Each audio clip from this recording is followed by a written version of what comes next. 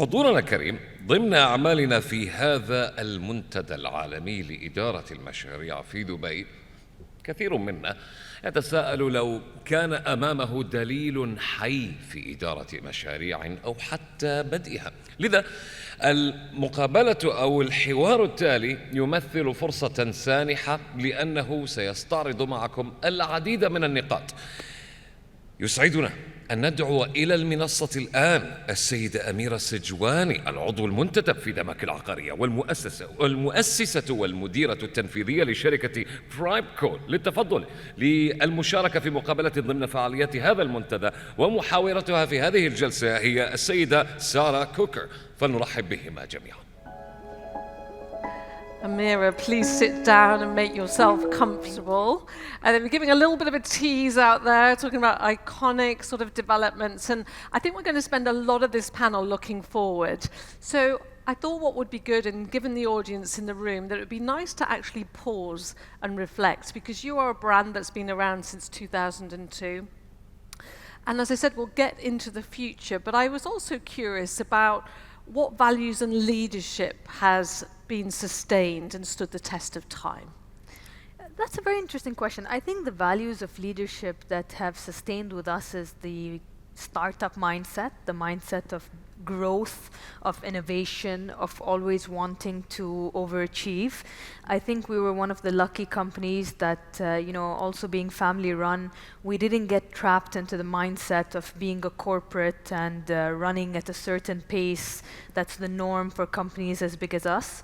We're always looking to double down. We're constantly looking to grow year on year, whether locally or internationally, in terms of our projects, our volume, but even in a sense of what we do, the products that we bring to the market. A lot of people tell us, some of your products from years ago, we stay in them, etc., but where is the premium mark of what's coming? And what I see is we're always improving. Dubai itself has moved so much in the last 10 years. And so the products that were brought to market in the entire market in the last 10 years are very different than the ones being launched in the last 3 to 4 years. The level of luxury, the level of quality, the level of premiumness, and the price that comes behind it has evolved drastically. And so we've spent a lot of time trying to keep up with that, trying to innovate beyond that, and trying to be market leaders in what we do. And just to sort of stick with the leadership theme for a little bit more, because obviously you've been introduced as your role in Damac, but you are head of 3 companies now, talking about being dynamic. So when it comes to management style, does it remain consistent? Is it the same across 3 companies, or do they need different approaches? They need different approaches, of course. One is a corporate, one is a startup. But back to my earlier point, I think where we benefit from is that we do run everything like a startup. We run everything with a very innovative, intense pace of achievement and go to market. And we maintain that across all of our ecosystem. And I personally maintain that across all my different entities, to have that mindset of driving fast, driving towards things that are different, and being a leader in that market. And you kind of teased up, I think is it 7 now master communities you have? It is. Yes, so, and there you were talking about the fact that things have changed. Well, obviously you've only got to look around the city to see that. But versus your first 2 big master developments, the 3rd one coming along now, obviously started to be handed over. What's different? Because it seems like there's a bit of a sea change there. So I think you're referring to the Damac Lagoons. And the Damac Lagoons is it's a master plan that I'm very emotionally attached to. It was my first master plan that I launched under my patronage. And so it was something that today, seeing it to come to life, has been such a phenomenal experience. And I think what we did different is that we continue to learn from every master plan that we develop. And so the Damac Hills 1 was our first master plan. It's done phenomenally well. The Damac Hills 2 was the highest transacted master plan in the secondary market for both 2025 and 2024. And the demand there has been phenomenal. And so we continue to learn from everything that we deliver. The theme of lagoons and the identity that I really tried to stick to was family, was how do we create an environment where families can flourish, where you don't need to feel the need to leave the community in order to live the life that you're trying to achieve in Dubai? And how do you also achieve that life away from the city, where there is a calm and there is a ability for families to really embrace their children, their communities, their families, their friends, into an area that's focused on longevity and happiness? So this linking of communities, as you said, making it more of a destination where people don't necessarily want to go out and hit the traffic, and they don't need to, which is a major benefit. How is managing those projects changing? Because by their very nature, they're changing. So how do you keep the management style alongside that? For a master community, I would always tell people to bet on a master community from a developer who's done master communities. It's a very different ball game than a tower or a project that's just a simple kind of small thing. When you look at master communities, you have to focus a lot on the flow of traffic, on the amenities, on the density of the area, on the open spaces. And so that's something that we've really been able to, you know, God willing, build our knowledge in and build our experience in. And so today master communities are where we really flourish more than anything, and we're very proud of the ones that we've brought to market. But you don't rest on your laurels, as you said, and then you thought, well, I know, I'm going to pick something really difficult now and go into the branded space, the branded residences, which again is something we're seeing as a huge, huge demand here in Dubai and the UAE and further afield. And then you picked probably the most branded concept, which is Chelsea Football Club. How did you manage with all that branding rigmarole and complexity to bring that into the property space and manage that brand and the development at the same time? So what many people don't know is that Damac Properties, we were actually the first people in the market to bring in branded residences 15 years ago. We have towers that are branded with Fendi, Versace, Paramount, and many other big brands, global brands. Obviously, our golf course is Trump branded, and that was a collaboration that we had. And so today we were looking at how do we outdo ourselves. I think a key thing for especially our generation is to continue to learn and adapt. And so for me, I started thinking along the lines of what's next. You know, everybody in the market has done fashion, has done, you know, jewelry, has done cars, has done all of this. And mashallah, His Highness Sheikh Mohammed bin Rashid has set such a phenomenal bar for Dubai. Everything that Dubai does today sets a global benchmark. The UAE is in the spotlight across every industry, every sector it is shining in.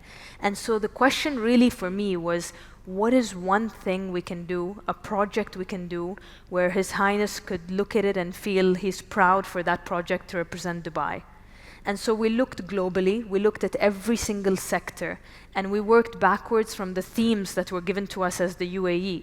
And so one of the biggest themes of the UAE over the next few years is longevity. And when we looked at longevity, we thought, okay, across longevity, there's been things like the Shah project that have been done. Where is there a market where is untapped? We can be the first in the world, and we can also shine a spotlight on Dubai as an ecosystem of that theme. And so football was the theme that we landed on. There's never been a football branded residences globally. It tied in very well with His Highness's theme of longevity and that kind of next era, focusing on health, focusing on movement. You know, it tied into the 30 into 30 initiatives that happen under his patronage, Sheikh Hamdan's guidance. And so we went down that rabbit hole and we looked at what would be the club that would best represent us as a company in terms of our values, our identity, our ability to have legacy and heritage. And there was a big bias to the fact that my husband is a very big Chelsea fan. There was a very big bias there. And so that's how the birth of Chelsea Residences happened. Did you have a whole line of buyers lined up with the team as well? Did they think, you know, I'm going to work for the company? 100%. 100%. We do. So we have a lot of the football players who actually purchased within the project, and we're very proud to be a part of that. And it's been an incredible project for us to see come to life. That sounds like an incredible ecosystem and idea.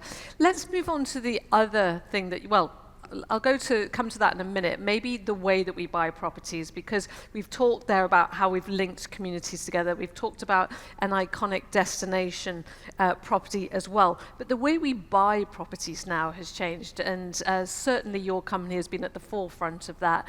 We used to remember the long queues out the door. Everyone had bits of paper. Obviously, there's still a little bit of that still around. But talk us through your innovative approach to actually buying and securing properties. So again, we developed, one of the first things I did when I came into this role was I developed an entire end-to-end journey for the purchasing of our properties. And so today we have a front-end website, which is like an entire e-commerce journey. You can go to the Damac Properties website, you can purchase a property, you can pay your token amount, you can issue your booking form, and so the entire thing is a very seamless experience.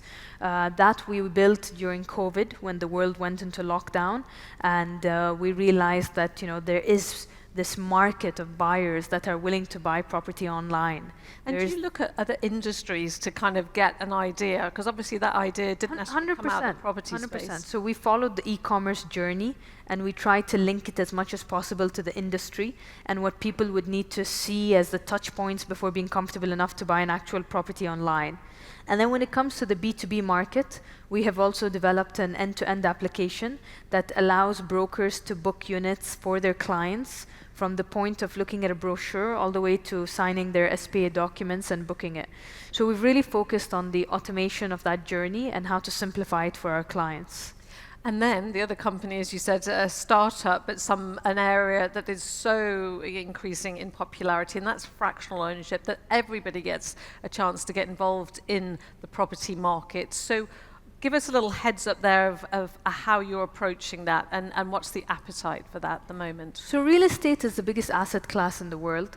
I think that every young person, as well as the older generation, aspires to own real estate. And today, obviously, the barrier to entry into real estate is getting higher and higher, both locally and globally, with inflation, interest rates, and the asset class growing. And so fractional ownership really gives people the opportunity to participate in that ownership, in that ecosystem, without needing the big down payments, without having to take debt on themselves in terms of mortgages or loans. And so it's a growing ecosystem. Dubai is looking at almost 60 billion dirhams worth of fractional ownership to become a market in the next 5 years. And so we're very excited. It's been phenomenally successful. It's been very well accepted from the market, and both locally and globally. We have more than 72 nationalities participating. And so it's been something that's been really, really beneficial to both us and the market, and it's been very popular in its demand.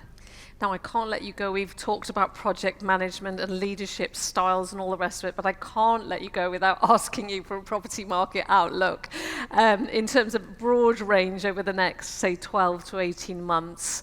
And also in the branded space, are we reaching saturation point, or is there still a huge runway to go? So I'll separate the two questions. When you look at the branded space, it's really, it's great to have branded residences. They do add their identity. If it's a good brand, then the brand will hold the developer accountable to a certain standard and quality. The only covenant I would give there is, before you look at the branded residence or what the brand is, you should look at the developer, what they've delivered in the past. Have they been able to actually, produce at mass scale? Have they been able to deliver in tough markets? Because you want to secure yourself from that insulation of market. And so I think that branded residences are great, but you should look at the developer first and the location, followed by the branded residence aspect. So if it's a good location, it's a good developer, then you look at the branded residence and what's the value being added there. And to come back to your first question, obviously it's a question that I get a lot. I truly believe with conviction that Dubai's market will still continue to do phenomenally well. It will continue to grow, potentially at a 5 to 6% growth rate over the next 3 years.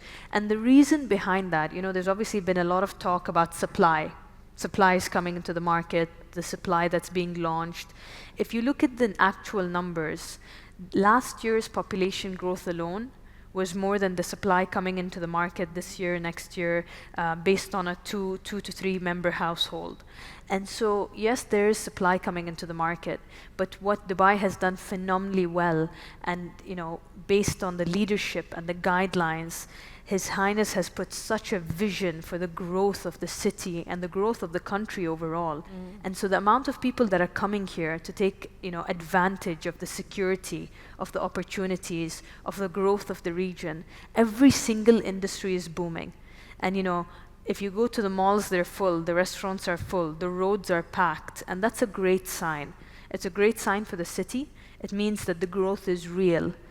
You're not seeing a growth where properties are transacting overnight and selling in 2 hours, but the roads are empty and there's no population to live in it. We're creating homes here, as you 100%. said. Yes, there's a role for investment, but creation of homes. We're running out of time. I have one more. A bird whispered in my ear that there might be a big announcement coming up in the next month. Is there any way you can kind of give us a rough idea about what we can get excited We about? do have a few big announcements coming this year. We're very excited for them. We're going to leave you on your toes so that you tune in with us for a little bit longer. But we have a lot of very interesting partnerships coming up. We have a lot of very interesting projects coming up, and we're very excited for this year. We anticipate it to be the best year, record on record, for the last few years. And so we're very excited, and we hope that you guys join us on the journey. Fabulous. Well, Amira, thank you so much for guiding us through, the foundations of the brand, and obviously, very exciting future to look forward to. Thank you so much for talking about what turns ideas into iconic landmarks and how to manage those, and of course, bring those to life, so that in the end we have homes for people to live in. So thank you, Amira. Oh, thank Big you for round of having applause me. for my guest. Thank you so much.